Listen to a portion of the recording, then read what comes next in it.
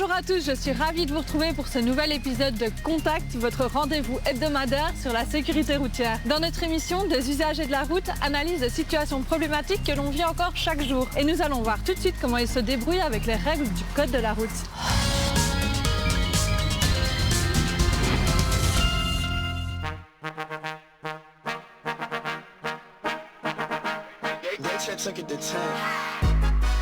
À la place de l'automobiliste, quel comportement auriez-vous adopté ? Ouh, il a dû avoir chaud là. C'est vraiment classique.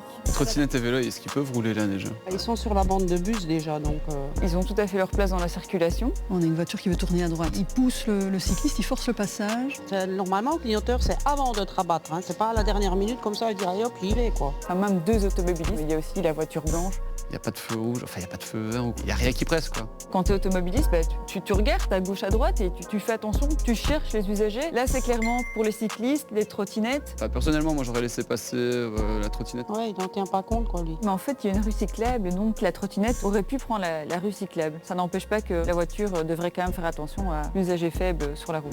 Alors ici, l'automobiliste a un bon réflexe dans le sens où il veut tourner à droite au prochain carrefour. Et donc, il se déporte sur sa droite, la bande bus avec ligne discontinue. Donc, il peut le faire, mais il ne prend pas suffisamment de temps pour annoncer son intention et donc il gêne la circulation. Deux clignotants, c'est pas suffisant. Il y a des usagers vulnérables qui se trouvent sur cette bande et donc il s'insère trop vite en forçant le passage.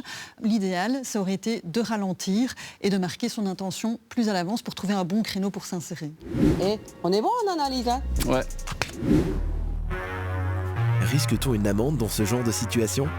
Ah, voilà. Hello. Une voiture, deux voitures, il continue. Il est pas de généreux, problème. hein. C'est hyper dangereux ce qu'il fait parce qu'il surprend les autres conducteurs. Eh bien, il roule carrément sur la bande du milieu avec les stries. Ça, c'est quand même terrible. Ouais. Il est sur sa bande. La bande fantôme, c'est pour monsieur. Il freine devant la voiture grise juste devant, donc il la surprend.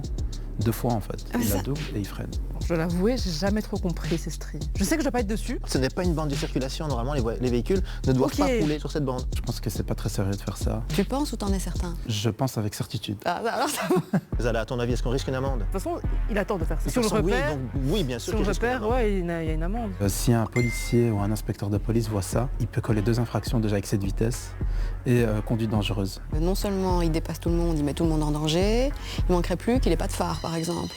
Dans les rétrécissements de chaussée, quand on passe de 2 bandes à 1, il y a souvent un véhicule qui essaye encore de gratter 1 ou 2 places avant le rétrécissement. C'est un cas typique ici. Ce sont des situations dangereuses parce que c'est souvent dans ces occasions-là qu'on a des accrochages. En plus, ici, on voit visiblement qu'il va y avoir un rond-point très proche, qui veut dire que tous les véhicules devant vont freiner pour aborder ce rond-point et ce véhicule qui arrive plus vite peut aussi avoir un accident de fin de file ou en tout cas suite au ralentissement à l'approche du rond-point. On a visiblement ici un cumul de mauvais comportements et d'infractions.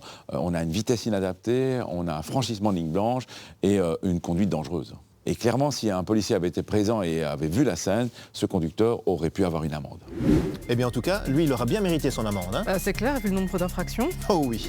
Voilà, Contact, c'est déjà terminé pour aujourd'hui. Mais si vous avez encore des questions sur la sécurité routière ou le code de la route, envoyez-les-nous tout de suite en scannant le QR code qui s'affiche juste au bas de votre écran. Quant à moi, je vous dis à la semaine prochaine et d'ici là, bonne route.